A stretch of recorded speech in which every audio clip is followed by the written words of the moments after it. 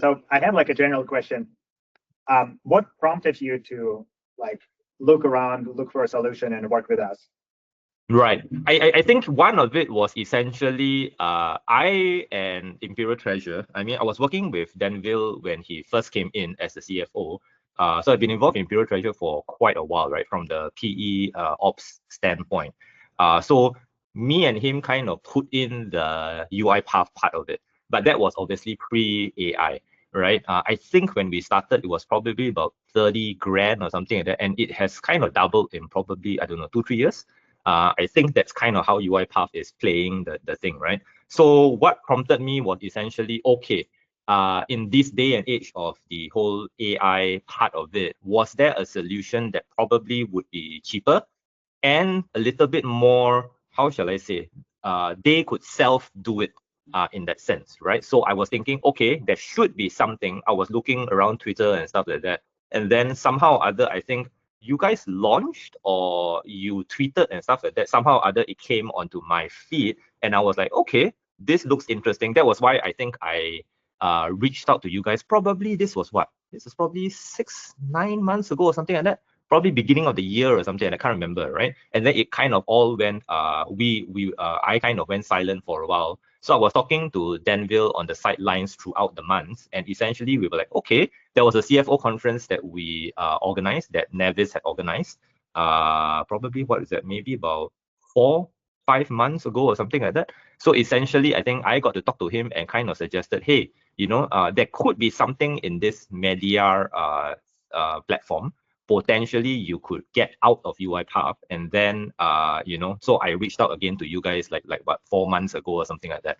So that was it. I think it was more that I think AI was going to be able to do this, because I was playing around with browser based and I think around that time Claude came up with the whole computer use agent, right? So I think, oh wow, this is possible. That's why I think I started looking. Yeah, probably that's how. Because I think when Claude launched that whole computer use agent thing, it was like, oh wow, AI could also do this. And then I was scrolling around, and then somehow I think I found your tweets and essentially checked you all out and made first contact. I think that was, I can't remember when Cloud Computer Use came up. It was probably around there, plus minus 2-3 months, I think. So have you tried this Cloud Computer Use and like browser based for like this specific use case, or how did your like thinking evolved around that part? Right. I think the computer use agent thing, I was helping a colleague, at that time, to try to do it, right? But it was obviously a little bit more technical. So I was thinking, okay, I don't think this is going to be something Imperial Treasure, they're not exactly a software company and stuff that would be able to use, right? But in the meantime as well, I think I was trying, what was I trying? I think I was trying browser-based, right? So I got my own little company, and essentially I was like, okay, let me try using the whole Gen AI part in browser base to actually create an invoice on my Xero account, right? And essentially it did. So it kind of convinced me that, wow, this is possible. It looked very long. I think it took 10 minutes to create an invoice, but it looked possible. So then I was thinking but there's bound to be startups or whatever it is that potentially are doing this. And I think a lot of them was using more the whole browser UI type of thing, right? And then I said, when I came across you guys, it so happened that you guys are more, I think, specialized, or actually the platform was able to do Windows application. So it's like, oh, okay, that would be good. That would be good for use cases across the Nevis portfolio company. So initially it was Nevis portfolio companies. Then when I talked to Denville, he seemed interested. So then we kind of started working more towards, okay, I think we can replace this. And I mean, it's been quite a good thing so far. I mean, they are now managing to save like what, 80 grand Sing a year, right? So that's tremendous, actually. Yeah, that's a really good saving on a single like workflow for like a single product. Correct. Although I must say, I think obviously the original idea for using UiPath was it's going to do many processes, right? But somehow or other, I think it kind of got stuck onto just one. And obviously, paying that amount for one process just doesn't make economic sense in a way. So the idea was, I think by now, I think we were trying to do one every 3-6 months, but unfortunately, I think it kind of got way late. So I mean, good. And now it looks like Chai is kind of getting on this. Denville's looking at it, and I think, you know, your pricing model, whether it is that $1 per execution type of thing, or, you know, a usage-based metering type of stuff, I think it would still be probably, if you are below X, that means we are below X number of transactions or workflows or executions, it probably still makes sense to do that whole AWS way, right? Pay as you use. But I think at some point there will be, if I pay this much, I get unlimited. I think then, you know, that will change the economics a bit. Like in comparison to like UiPath, where you just pay for the license, right? So you pay a lot just for the license, but you can use as much as you can. Correct. Whereas Yep. us charging per usage, it's very good as a starting point. And then you think about like, oh, how much do I get? But every time you do something in the automation, you know how much you're going to save in this specific automation. Yes. You can always calculate, is it worth taking on more usage, right? Because what's the alternative? Like, how much do I spend? Correct. And I presume, I mean, when you guys are looking at it and potentially, you know, your next phase, or, you know, after Series B or whatever it is, you probably want to look at obviously enterprise type, whereby maybe it's just I rent or I get the entire server, right? Then it becomes unlimited as well, to a degree, right? Or cost plus on that. Because I think UiPath is kind of licensed, but actually it's more how many semi-autonomous or fully autonomous RPAs you want, right? So the semi-autonomous kind of RPA is cheaper. So actually you are subscribing to number of RPA bots in that sense, and whether it is a fully autonomous or capable of fully autonomous, or something that you need manual, okay, go next kind of stuff. That's how UiPath, or at least when I was dealing with them like a couple of years ago, that was the model. So I think in this case they bundled up, I think 2 semi and 2 autonomous bots. Obviously, in the case of Imperial, it probably was a bit too much, but unfortunately they only do bundle type of stuff. I think it's depending on market. So you mentioned that the original plan was to have more automation in UiPath, but it didn't materialize. What do you think was the key limitation factor about that? I think several. One is that, how shall I put it? I think it's the resourcing. Chai and the tech/ITN is okay, right? There are people there, but it was more, I think, in the finance department or in XY department kind of stuff.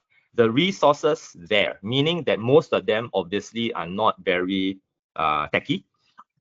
Secondly, from that, they've got a lot of other day jobs, right? The whole data entry and everything else. So in a sense, I think from the Imperial Treasure side of piece, we needed somebody in the functions. For example, in this case, Denville's finance team, right? So we would need people there to be able to drive this, because it's actually not a tech problem. It's actually what process, which parts of it can be automated, which parts might not be able to be automated, right? So if you think about entire value chain, there will be several steps, right? Some of it will be repetitive, but some parts of it might not be repetitive. But to me, it's better to automate the repetitive part and then hand off to a human and then hand it back to an agent or a bot.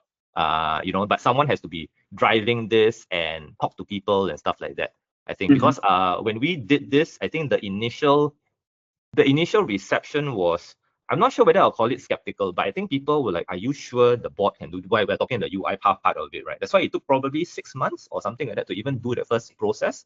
And essentially, they didn't really want to do it themselves, meaning the Imperial Treasure guys didn't really want to do it themselves. So ultimately, there was an SI that I went through, was sort of reseller for UiPath, and also obviously there's professional services there. So they kind of got these guys to do the thing for them, right? So there was like, you know, put things. Sorry? How much did it cost to implement actual one single process?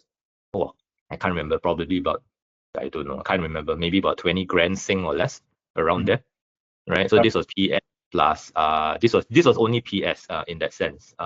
So yeah. But it also requires technical like skills to do that. Correct. Like, even if like Chai wanted to do it himself, it would have taken him like certain number of years to learn how to use UiPath. Not exactly. I don't think so. I think UiPath does have sort of a GUI type of thing, so it's not pure code. It's a little bit more of a WYSIWYG, right? I think from what I remember, the only thing would be that. So now how do you, for example, the mapping, and then essentially they needed to have a few Excel sheets. I think maybe that's how the vendor prefers to do it, because in that sense, you kind of want to enable the humans, and we're talking of finance department here, to be able to maintain mapping, new branch codes, stuff like that, right? And to be able to check. So there was actually a lot of intermediary like Excels and whatever that has to be done. So it's more that, I think, rather than coding. I don't think there's a lot of coding. Yes, I think sometimes in the notes or whatever it is, there are some coding that potentially needs to be done,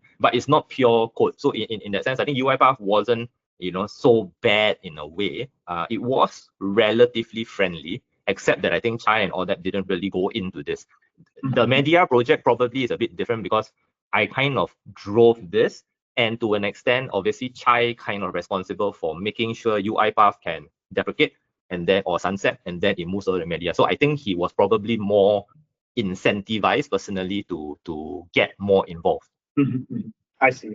So there are a few components to that decision making that you mentioned. Just to summarize, like the starting point is like the original like idea that we want to automate things in the company. We want to like incentivize people to make the change happen, and like what's even like possible, right? So like, and now that like AI here is coming on, is like a lot of more things became possible. And AI first tools like Mediar, you can make a lot more things with a smaller team. Correct. And also definitely, I think the cost component here was good, right? I think the whole entire SaaS industry is probably feeling this. I mean, there's always per usage or per seat kind of stuff, right? Whereas I think with the, I mean, when the whole AI thing came on, then it kind of democratizes the access to such things. Yeah, it's like a 80-90% saving on like from moving from SaaS to AI first SaaS. It's a pretty good saving. Yep, definitely. The other component is that, yes, okay, you go with UiPath, but you can't implement UiPath most of the time yourself. So you're going to look at the vendor that's going to implement it. And then you end up having like a 6-month project for each automation that will going to cost like dozens of more, thousands of tens of thousands of dollars more to like get started it. And then I remember that you also pay for the maintenance of the yes, like $2,000 per month, right? Yeah, correct. Yep. Yeah, we were talking to Jai that he was complaining that they would only accept emails and they would respond to like in unpredictable fashion, and it's like it wasn't fair, and it would still not do the whole thing. But that's a separate discussion. What I wanted to ask really quick, actually, so you mentioned that you want to discover what needs to be automated, right? So that's the problem is like, we want to automate, but it's not clear what we want to automate. And part of this job of these consultants, when they come in and do the automation, they like, just look at how the process works right now, what like types of Excel spreadsheets I use, like where to transfer data back and forth. And this is when you know already what needs to be automated. Right? You still need a human to look at this. Correct.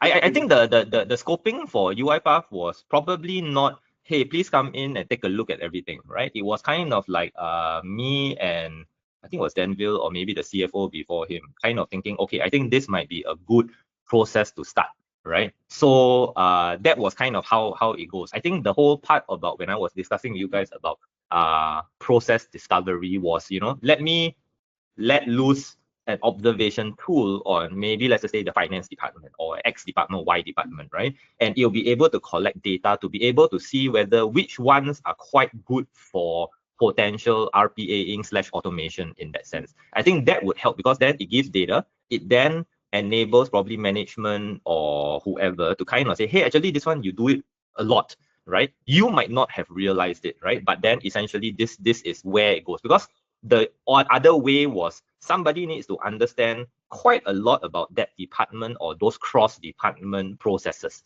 and be able to think, actually, I think it's RPA-able or automatable. Somebody has to do that.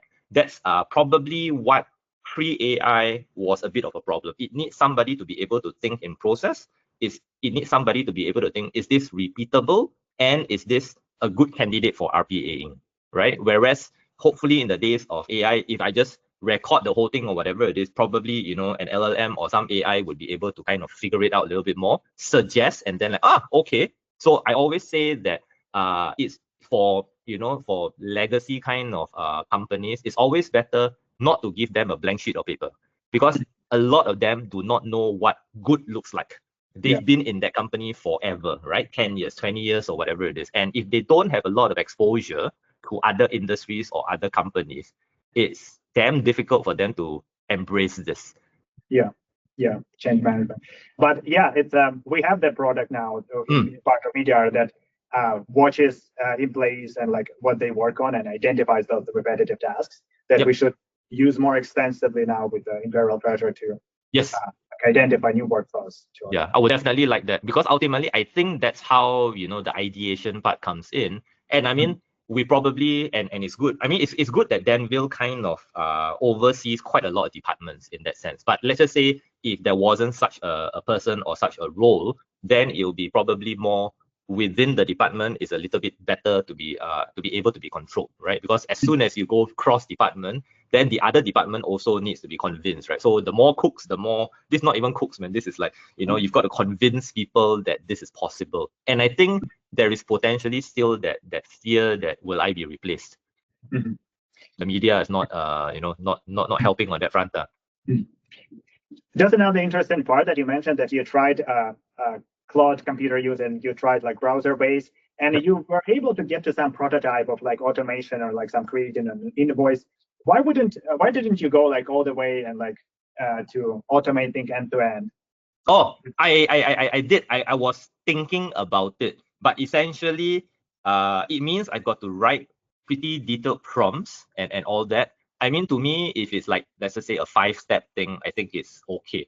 But if it's multi-step and when it deals with ERPs, I was hoping for some better product, because I think when I was playing around with browser-based, it was also quite first gen in that sense, and I didn't feel that it was good enough. One, I think the auditability of it, meaning that what did I do, what was the result, so on and so forth, that was a little bit lacking. But again, browser-based was supposed to be more, I think, more a consumer type of thing and a developer driven tool, right? So I presume you would have to make your own logging and all that kind of stuff. So I was thinking, oh damn, that's not so good, right? I mean, the mere fact that you can do it was good, but I think from a business standpoint, there are things about logging, there are things about detailed steps and everything else, which it was a little bit lacking. So I didn't really pursue much. I was looking for more of that, but with the addition of things like logging, observability, so on and so forth,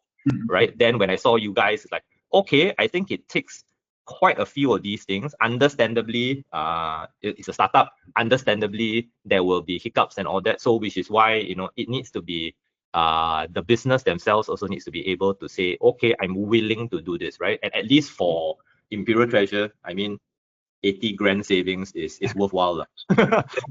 and just, I mean, if it was a 200 savings, I don't think people will want to take that risk. Yeah, now you're paying just 5K a year versus you were paying like 80K. Correct. Yep. 80K difference.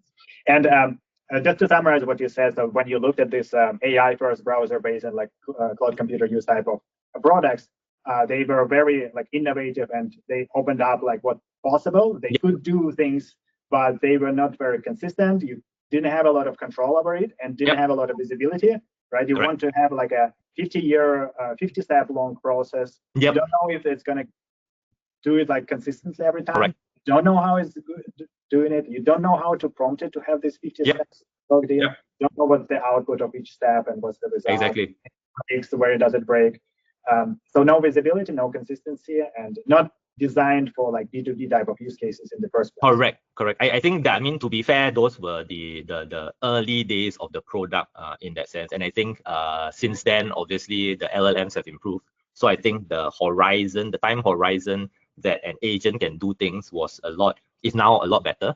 And it's incredible, right? What we're talking about, 9 months or something like that. So I think that was good. And I guess it's improving, but I think you guys already have those elements to an extent. And that is good. I think that probably kind of compelled me we need to try this in a bit more of a serious manner.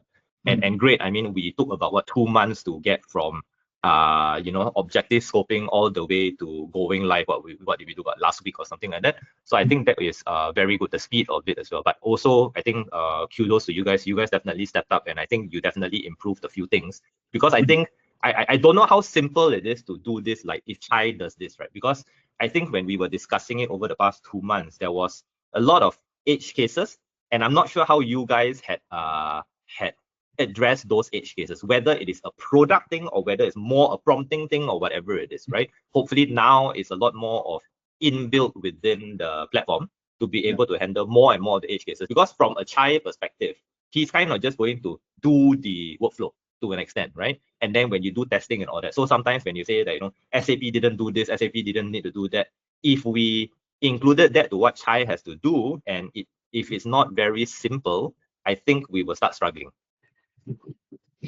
It's definitely what we are trying to learn as we go. And what we've done is we created like a knowledge base. Okay. So whenever AI wants to build like a new step, it's knowledge base and pulls up relevant, most useful examples that fit for typical problems. Like, and a typical edge case is like, oh, unexpected pop-up, or this like, oh, when you press this button, actually you can get like rejected, right? Like you didn't know that. And like that's the reality. And so we have this like multi-layer, multi-dimensional database of all examples that AI looks through ahead of time. To bring you the right steps, so it can do things much better from the first iteration. Right. Okay, that would be good. That would be good. And I guess, you know, the more your customers, and if it increases and everything else, the more that knowledge base kind of gets built up. So essentially it gets smoother for the next one, right? Like a shared, hopefully anonymous kind of data. And I think, I mean, it's kind of anonymous to an extent, right? Because what you're more interested in is the behavior of the platform, not the data itself. Yeah, absolutely. And I know that you also used n8n and build up like a portion of the workflow through the n8n. But why couldn't you get to the like the whole thing? So I mean, I think the history of this was like I said, right? So see Mediar, there is that possibility, and then I kind of suggested to Dan, okay, let me take this on. I'll try to do everything via n8n, which was quite okay, right? And then there seems to be APIs for the SAP B1 part of it and all that. But I think as I went on, it was probably more, it became a little bit too technical for my liking, especially dealing with freaking SAP APIs, which is not as well documented as, let's just say, something like Stripe or something like that, right? I was trying to figure out the documentation. I was like, okay, I don't even really understand much of this, right? Then I was kind of like, oh crap, okay, since now we're going to do Mediar, maybe I'll do the parts which I can kind of understand. Let Mediar do the SAP controlling, right? So kind of doing what we ended up with. But then I think the whole basic premise was, if I can let Chai kind of do it in a platform which has all those observabilities and all that, that would be better than kind of doing n8n plus this plus that, right? In that sense. So I think initially started as, I think n8n should be able to do this, and I think definitely n8n should be able to do it. The only thing was probably the guy doing the n8n is not technical enough. So let me summarize what you said. So you knew about n8n, you knew it's the popular tool. You tried to do the whole product, the whole workflow end to end through n8n. But then, well, n8n doesn't specialize in this like desktop automations in the first place. So you have to rely on like API-driven integrations. And that was like one thing that was missing. And then, well, SAP, we can do API, right? But then once you started to dig into the details of API, it turned to be a way more technical and correct. First thought. Exactly, like handling errors, or it's like, which one do I use? Because it's not that well I mean, there are documents, don't get me wrong, right? So if SAP hears this or listens to this, you know, on your website, they are going to kind of like, you know, crap on me, right? In the sense where I say it's not documented. It is kind of documented, but it's not friendly enough for someone like me who's semi, or shall I say 10% technical in a way.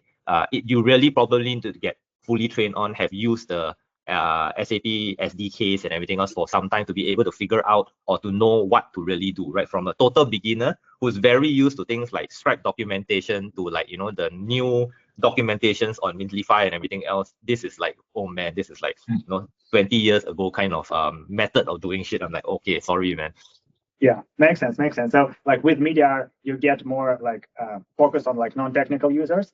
Correct. And also the other thing, so you build part of the workflow with n8n, but then you still don't have, as you said, observability. You don't have enough No, actually there is. I think n8n platform is actually pretty good. It does have all the executions that was done. You actually can trace step by step and the results of them. So I think that was okay. I think more from the perspective of if we do this really for a long-term thing, then going to platform 1, then platform 2, and then platform 3, and everything else is in 3 different platforms is obviously not ideal in that sense. So I think that's why I was thinking of the next phase of this. The whole entire thing should go onto one platform if possible. Then everything can be seen in one place.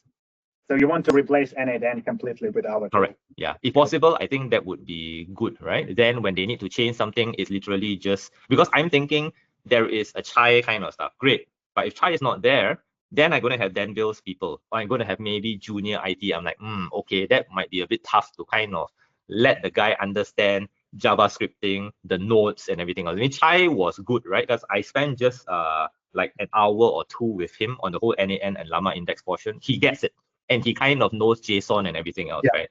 I'm not exactly sure whether a finance guy will know that, wants to bother about knowing it, or even a junior IT person who, the good ones, there are definitely people that know this. The good ones are not going to work for F&B. Chai is a rare case where he's an IT manager and a software engineer working in F&B with like legacy software. Exactly. So all this, it just so happens that it's was quite a good combo in a way. But if Chai is not there, you want to do n8n plus Llama, and then after that, it's going to be very tough. So everything onto something easier, like a Mediar thing, would definitely be the ideal platform. And you mentioned that n8n has a dashboard, and we have a dashboard. How would you compare them, since you have like experience of using both? I would say, okay, so I think n8n is a lot more visual, right? In the back, it's all JSON to an extent, and I think it's very JavaScripted in a way. Now they're moving towards a little bit more, I think, enabling Python support and all that. But it's very visual, right? It's nodes, boxes with arrows, decision trees, and all that kind of stuff. In the execution or the observability and monitoring portion of it, it has the history of every time the n8n actually runs is an execution. The whole entire flow, you can actually go into each node. When you double click, you can see input, output, blah, blah, blah, right? So I think from that perspective, it is a lot more friendly, right? Compare that to the Mediar one, I think, again, I mean, you guys are obviously not, version 5 or version 10 in that sense. It's still pretty daunting, right? There's a lot of words. There's a lot of, I need to look at things. Oh yeah, look at this particular part of the JSON and so on and so forth. So definitely not as user-friendly, but I'm presuming that this will eventually get to something more, less daunting for finance people, procurement folks and all that in that sense, right? I mean, the logs are there. The problem is you need to understand the logs. Whereas in something like n8n, you don't need to understand the logs. You see input, you see output. That's it. For each of the nodes. So you can literally trace in a way. So that is a lot easier in that sense. You don't need to look at logs, because I think nobody likes looking at logs, right? Because it could be thousands of lines. That's why you have that whole AI part, which I understand the idea of that. It may work, but I'm not sure. I think it's okay for certain type of people. Maybe the finance guys would love the whole, I chat with the AI to be able to get things. But I think you mean the Q&A? Yes. Just to make it clear, Q&A AI chat. When you have a failure in execution, you can go into the tab, and there is a investigation automatic that happens, and AI gives you like a clear output of what went wrong and why. I found it quite helpful, and our current step is that we also integrate it back into the builder, so that whenever you encountered an error, AI not only investigate it and find the reason, but it can also go back and correct it. Oh, okay. That's good. That's good. Yeah. I mean, then I think that would be good. I didn't really go too much into the whole debugging part of the whole media portion. But I think, I mean, my first take is essentially it definitely looks more daunting to go through. I mean, if you're comparing with a Chai filler, right? So Chai is a lot, I mean, has had developer experience, so it's relatively normal, right? But I think for someone like me who's not so techy, but a little bit more on the business end, it's like, wow, okay, it's still quite daunting compared to like n8n, because when I saw n8n, it's like, okay, yeah, it's easy. Yeah, indeed. I get it. And so just like the last question in terms of so we have this like project. How was it like collaborating with our company, like and onboarding, getting started working, and then like moving into production? How would you describe the experience? I would say it was quite good. I think my only I don't know whether I call it a challenge, right? And it's not even a concern. It's more a time zone kind of problem, right? I mean, we are 13 or 15 hours or whatever it is apart, and getting that timing and to an extent the whole piece of responses, right? So it's a kind of like a 24-hour response time to an extent because of the time zones to an extent, right? I think that probably is a little bit of the not so ideal. But besides that, I think it was great. I mean, you guys definitely tried to understand one, the problem, and secondly, I mean, you know the product, you own the product, so that's awesome. To an extent. So, you know, any changes or whatever it is, you guys can just do it and potentially, you know, the next day things get solved, right? To an extent. So I think that was good. The only thing that I would say was it's just not so ideal because of the time zone, right? In that sense. But unfortunately, that's the world, right? And unless you kind of have someone working on our time zone and all that. So yeah, I mean, it was good. You guys definitely stepped up to it. And I think whenever there were problems, you were already, you know, quite proactively mitigating or addressing those platform related challenges. And I think the other part was also the whole edge case handling part. I mean, you guys did quite a lot to be able to handle it because I definitely saw a lot more maturity and stability as we went on the project to an extent. Yeah. So that was good. Thank you very much. Yeah, thank you. Yeah, we did add quite a bit of features on the platform side. So as you mentioned, we usually ship new features to the product itself like overnight. Like so, if you're missing something, I need like this extra field or this extra button, we're gonna ship it. And also the workflow that it had some edge cases and that we know how to solve these edge cases. So we ship overnight like a fix to it. So this edge cases is done. Yeah, exactly. Like I said, I think the stability definitely improved over time, and I think quite a lot of the UI or the UX from the platform perspective seems to be, you know, added on. So I think it's beginning to be pretty much friendlier than 2 months ago. And I mean, you think about it, that's the time frame, right? We're looking at 2 months, right? And it was quite good, right? Initially when we did this, and then towards the end, it was like, oh wow, okay, it's a lot easier to handle now. Would you recommend us to other clients now? Yeah, definitely. I would definitely think so. One, I mean, I think the product's quite kind of there now, at least for a V1 or a GA version, and then obviously it will improve a lot more over time. Yeah, like I said, I think when we do the onboarding, which I also want to be there as well, because I think I kind of want to learn this so that I can partly do it, and there are elements whereby, you know, maybe if we keep in contact, you know, I can kind of pass those things over to you guys with either my other clients or other prospects or whatever it is in that sense, and potentially even internally within my own company as well. Okay. Just be on the Windows machine at that time if possible. Okay. Can. And then we'll onboard you. Okay, can. Because I mean, I actually do think this is awesome.